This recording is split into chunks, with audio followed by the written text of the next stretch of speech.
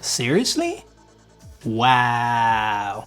Hey, what's up guys? JQ back with Teqreation. So I was supposed to drop this video last week, but I wanted to spend a little more time with this phone to make sure, as a longtime Android user, that my feelings towards this phone was actually genuine. I hate to say it, but you know, Apple's feature set has caught up so much to the point where I don't miss Android. I have matured as a smartphone user. I find myself not customizing my smartphone lately, especially with the Note 8. And I think the older that I'm becoming, the more simpler I want my smartphone to be. And that's something that I was able to appreciate using the iPhone 10 for the past couple weeks. Now, we'll never find Siri on an Android device, but the fact that all of Google's apps are available on the iPhone just makes that transition a lot more comfortable and easier. And the other thing, which is not necessarily new, is third-party keyboards. On my Android devices, I was always using either Google Keyboard or SwiftKey, and both of those keyboards are available on the iPhone and they work incredibly well. So with my core essentials taken care of, combine that with the fact that we now get water resistance, wireless charging, and Face ID recognition, it's really hard to be that critical about this phone. But that doesn't mean that this phone is perfect by any means. So to satisfy all the iPhone haters out there, let's first talk about what I don't like about this phone. Now let's talk about that notch. Now, I gotta say that during normal use, when I'm using apps and stuff like that, it doesn't bother me at all, but it's only when I'm watching videos that it really bothers me. Now, thankfully, most content is 16:9, so the notch doesn't get in the way, but me personally, especially with the Note 8, I like to stretch my videos full screen to take advantage of that bezel-less look, and I just think content looks better like that. With this phone, that notch is like once you see it, you can't unsee it. To me, it's an eyesore, and I can't enjoy videos full screen the way I would prefer, so I just default to watching videos at its normal 16:9 aspect ratio. Now, the other thing that I really don't like about the iPhone is the lack of LED notification lights. Now, that's one of those small features from Android devices that I didn't think I would miss in such a big way.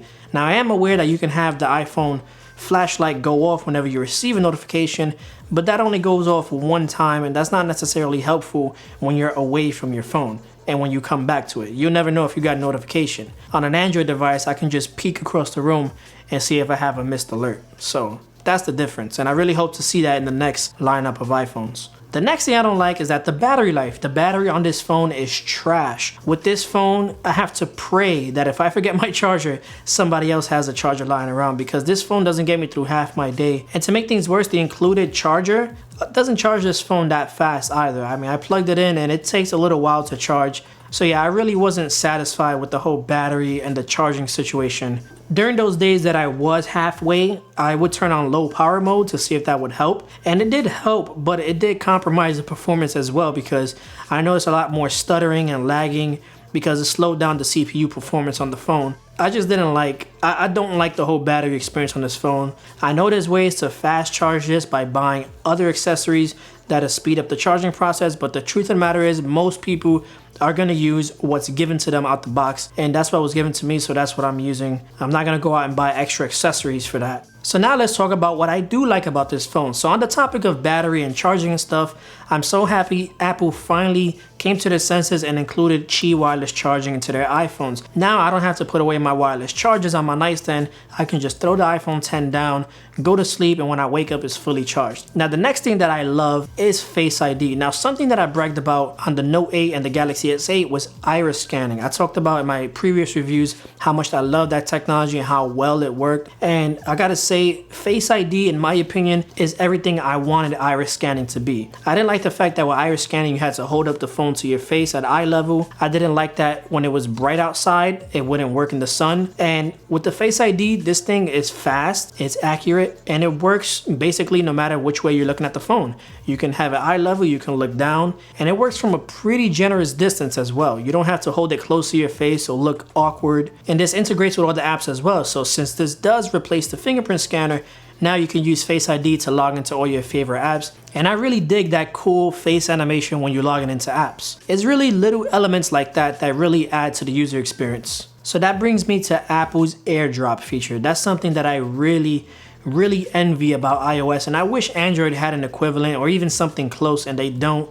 But AirDrop is it just works flawlessly. I mean, being able to just drag a file or picture from Finder and toss it into your phone, and it's just like, boom, it's already there. And vice versa from your phone to your Mac. It's that kind of experience and that harmony between your devices that I can appreciate when using my smartphone in day-to-day life. And I really enjoy using AirDrop a lot. So continuing on the topic of software, it's really the little things that I appreciate. Like being able to select a paragraph or two, copy it, and then go to your phone and then paste it into your text message and text it to somebody.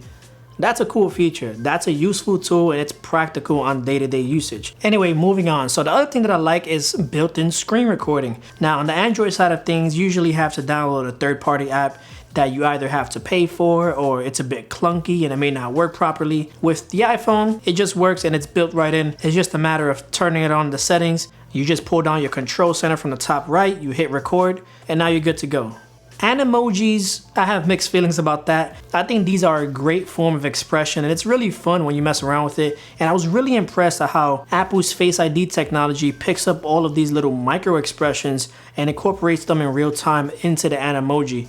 And I think these are just a great way to express yourself and to just have fun with it. This is a big hit with children and women love these things as well. They find this like to be super cute and it's those little gimmicky features that keep people coming back to iOS. Personally, I can see myself using it now because it's fun, but over the course of time, I don't see myself using it as often. Now also, it's worth mentioning, I do like 3D touch. I know Android has something similar with their shortcuts, but I just like the way Apple integrates it a lot better. I like the amount of options that are available directly from the home screen and the amount of shortcuts you could jump directly into with one touch. It really speeds up your efficiency when navigating through iOS, and it's also just satisfying to engage as well. So now let's talk about the camera. So this camera takes amazing photos. It's easily up there with the top 3 smartphone cameras, right up there with the Note 8 and the Google Pixel.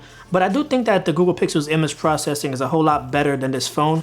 Just my personal preference. But overall, I have no major complaints with the camera. I think it's a great low light performer, it's a convenient selfie camera. I think that front facing flash works well. Now while I do think that portrait mode still could use a little bit of work in terms of software, I was still impressed by some of the results that I've gotten. And I also had some fun playing around with the stage light feature as well. And I'm pretty sure all of this would get better over time. Now just to wrap things up, since we're on the topic of quality, I do really like the display on this phone. I know I complained earlier about the notch getting in the way of full screen videos, but despite that, when watching 16:9 content and being that the resolution of this display is just under 2K, videos look incredibly sharp, colors look amazing, and I'm not surprised being that it's a Super AMOLED display. Shout out to Samsung for paving the way. Now the next thing I want to talk about is the audio quality of this phone. The speakers is what I'm talking about. So I mentioned this in previous videos in the past and it still holds true to this day. The iPhone, or should I say the iPhones, period, in my opinion, have the best speakers on any smartphone.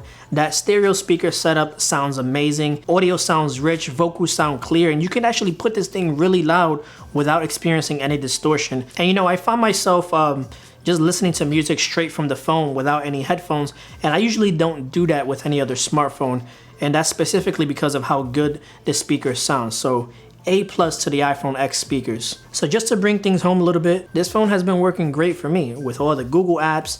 We got Face ID, wireless charging, water resistance. It's really incorporating some of the best things that I loved about Android, and now I can no longer bash it like I once did in the past. But I am stuck with this phone as my only option for the next few weeks.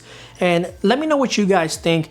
Do you agree with some of the points I made for or against this iPhone? If so, drop those comments down below. I know it might get heated, but that's what the comment section is for anyway. If you enjoyed this video, show some love to that like button. Now, if this is your first time on the channel, be sure to subscribe and make sure you hit that alerts bell so you don't miss out on some more awesome tech videos.